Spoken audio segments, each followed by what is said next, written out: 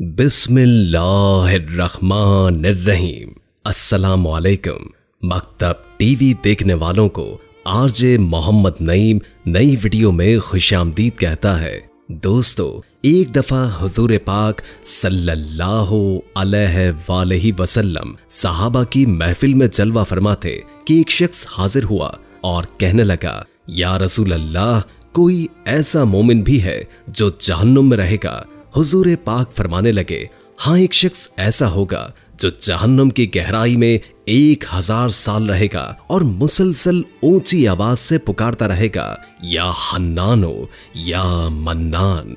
एक दिन वो इस कदर ऊंची आवाज में पुकारेगा, या हन्नानो या मन्नान, कि हजरत जिब्रील अलैहिस्सलाम जहन्नुम के करीब से गुजरते हुए उसे सुन लेंगे। हजरत जिब्राइल अलैहिस्सलाम हैरान होंगे कि ये कैसी अजीब बात है कि गोया कोई मुसलसल या हन्नानो या मन्नान पुकार रहा है।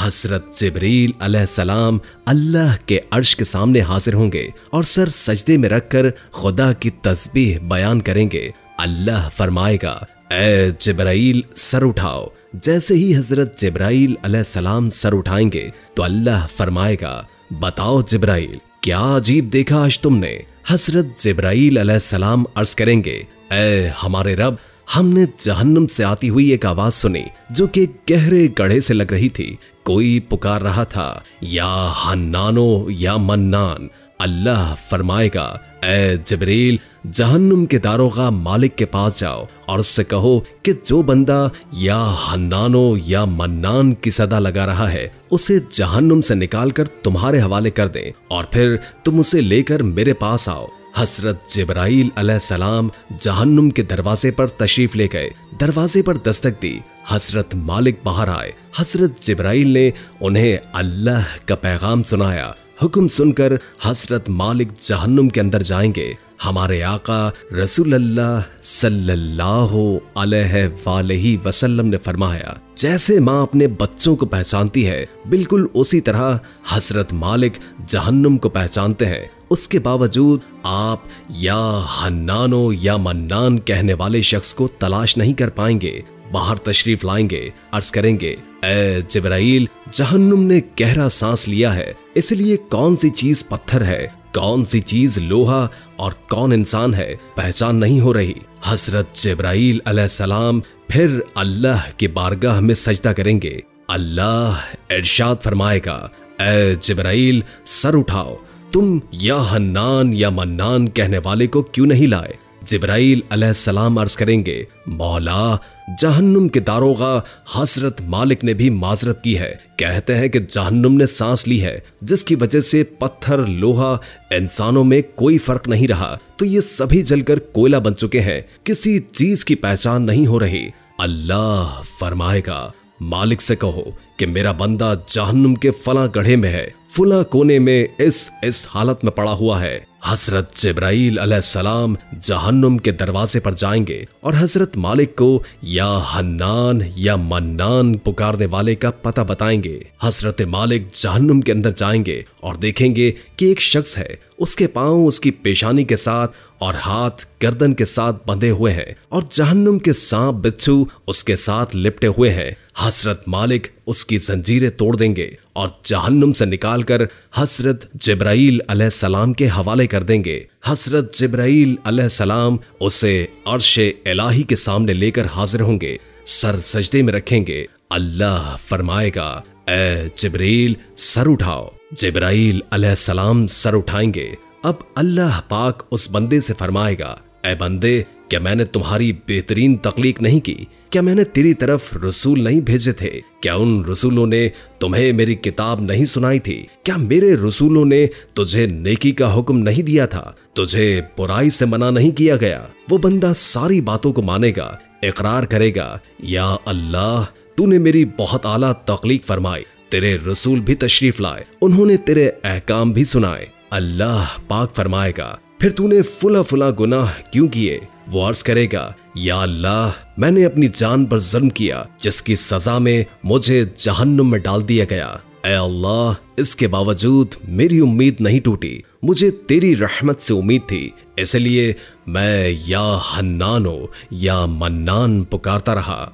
मौला तूने मुझे अपने फजल से जहन्नुम से निकाला है, या अल्लाह मुझ पर रहम फरमा दे। अल्लाह पाक फरमाएगा, ऐ फरिश्तों गवाह हो जाओ, मैंने इस बंदे पर रहम किया और इसे मुआफ कर दिया। आइए दोस्तों, अब सब अपना अपना मुहासबा करते हैं कि हम में से कोई ऐसा है जो कह सके कि मैं अपने आमाल का हिसाब दे सकता हूँ। अपने अपने गिरेबानों पर नजर डालिए, कोई ऐसी खूबी या नेकी जिस पर हमें यकीन हो कि हमें दोज़ख में नहीं डाला जाएगा। हजारों साल की इबादतें भी रद्द होती हुई देखी गई हैं। इस हवाले से एक किस्सा मुलाहिजा फरमाए। कहते हैं कि बनी इसराइल में एक बहुत ही आबिद शख्स था जिसने अपने बीवी बच्चों को छोड़कर रहबानियत इख्तियार कर ली और समंदर में एक चट्टान पर छप्पड़ बनाकर अल्लाह की इबादत में मसरूफ हो गया। अल्लाह ताला ने उसके खाने पीने के लिए उस चट्टान पर यह इंतजाम किया कि वहां एक मीठे पानी का चश्मा निकल आया जिससे उसे ठंडा पानी मिलने लगा। वहीं अनार का एक दरख्त भी अल्लाह ने उगा दिया जिससे बड़े बड़े अनार उसको मिलने लगे। वो रोजाना एक अनार खाता और एक गिलास पानी पी लेता और सारा दिन और सारी रात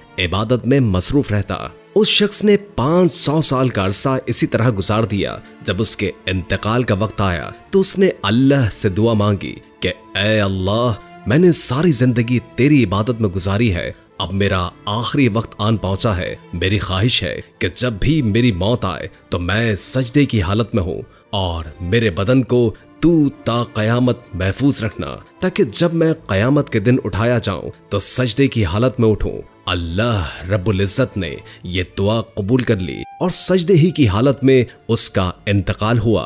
नबी करीम सल्लल्लाहु अलैहि वसल्लम ने फरमाया कि मरने के बाद बारगाहे इलाही में जब उसकी पेशी हुई तो अल्लाह ताला ने इरशाद फरमाया, मेरे बंदे, मैंने अपने फजलो करम से तुझे बख्श दिया और मलाइका को हुक्म दिया कि मेरे इस बंदे का नाम जन्नत के आला मकाम पर लिख दो। उस आबिद के दिल में यह ख्याल पैदा हुआ कि मैंने 500 साल तक इबादत की, बीवी बच्चों को छोड़ दिया और सारी दुनिया से बेनियाज होकर समंदर की चट्टान पर बैठकर इबादत में मसरूफ रहा, और आज अल्लाह ताला फरमाते हैं कि मैंने तुझे अपने फजल से बख्श दिया, तो मेरी वो इबादत कहाँ गई। अल्लाह रब्बुल इज्जत जो दिलों में पैदा होने वाले ख्यालात को भी जानता है, उसने फरिश्तों को हुक्म दिया कि बजाय जन्नत की तरफ ले जाने के इसे जहन्नुम की तरफ ले जाओ, लेकिन इसे जहन्नुम में दाखिल मत करो, बल्कि जहन्नुम से 500 मील के फासले पर रखो, जहां पर इसको जहन्नुम की आग की तपिश महसूस हो।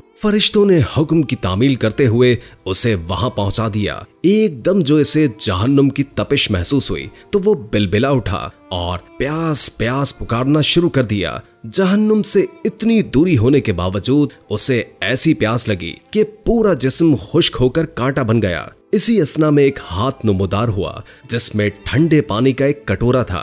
ये आबिद दौड़ा कि अल्लाह के बंदे, मुझे पानी पिलाना, प्यास की शिद्दत ने मुझे बेहाल कर दिया है। वो हाथ पीछे हट गया और आवाज आई कि ये पानी तुझे मिल जाएगा, मगर इसकी कीमत है। आबिद ने कहा कि क्या कीमत है? जवाब मिला, 500 साल की इबादत। आबिद ने कहा कि फिर मुझे पानी पिला दो। मेरे पास 500 साल की इबादत है और बड़ी खालिस इबादत है, इसमें किसी किस्म का निफाक शामिल नहीं, और अपनी इबादत देकर एक कटोरा पानी हासिल कर लिया। जब पीने के बाद कुछ जान में जान आई तो अल्लाह रब्बुल इज्जत ने फरिश्तों से कहा, इसको वापस लाओ। फरिश्तों ने फिर उसे अल्लाह के दरबार में पेश कर दिया। अल्लाह रब्बुल इज्जत ने फरमाया, ऐ मेरे बंदे, अब 500 साल की इबादत तो तूने पानी के कटोरे के बदले में दे दी, लेकिन दुनिया में तू 500 साल तक जो चश्मे का ठंडा पानी पीता रहा उसका हिसाब दे। समंदर की चट्टान पर मैंने तेरे लिए अनार का जो दरख्त लगाया था और तू 500 साल तक उसका फल खाता रहा, उसका हिसाब दे। तूने दुनिया में मेरी पैदा करदा हवा के जितने सांस लिए उनका हिसाब दे। उनके बदले में तेरे पास कितनी इबादत है। हमने तुझे सेहत दी, देखने को आंखें दी, सुनने को कान दिए, बोलने को जुबान दी। इसके अलावा अनगिनत नेमतें हमने तुझे अता की। उन तमाम नेमतों के बदले में कितनी नमाजें, कितने रोजे और कितने नवाफिल लेकर आया है। तूने 500 साल तक अगर इबादत की है तो उस इबादत के लिए मैंने ही तुझे ताकत और हिम्मत अता की। उस ताकत के बदले में कितनी इबादत तेरे पास है। तुझे इबादत करने की ताकत हमने दी, इरादा हमने दिया, तौफीक हमने दी, दाना पानी हमने दिया। फिर भी तुझे ये दावा है कि मैंने बहुत कुछ किया है और आज इसका बदला चाहता है। अरे तूने जो कुछ किया वो तो सब हमारी मेहरबानी से किया। बता तूने अपनी तरफ से क्या किया, अगर कुछ है तो पेश कर। ये सुनकर आबिद लरस गया और बारगाहे इलाही में अर्ज किया, या अल्लाह, बेशक निजात आपके फजल से होती है, किसी के अमल से नहीं होती। अमल की तो ये कदर कीमत है, 500 साल की इबादत करे और बस एक कटोरा पानी पी ले। दोस्तों आइए अल्लाह से दुआ करते हैं कि ऐ अल्लाह, हम जानते हैं कि अगर हमारे अमाल का हिसाब सख्त लिया गया तो यकीनन हम नहीं बच पाएंगे। हम बेहद गुनाहगार हैं, लेकिन ऐ अल्लाह पाक, हम तेरी रहमत का सवाल करते हैं। हमसे हिसाब अपने अदल व इंसाफ पर न लेना, बल्कि हम पर अपनी रहमत और अता का साया रखना। ऐ अल्लाह पाक, हमारी दुआ को मकबूल फरमा दे। दोस्तों अगर आपके दिल में भी ये दुआ है तो कमेंट सेक्शन में आमीन जरूर लिखिएगा और जाने से पहले वीडियो को अपने प्यारों में शेयर जरूर कीजिएगा। और आपसे एक बार फिर दरखास्त है, मकतब टीवी को जरूर सब्सक्राइब करें और साथ में लगे घंटी के बटन को क्लिक करें। जज़ाकल्लाह।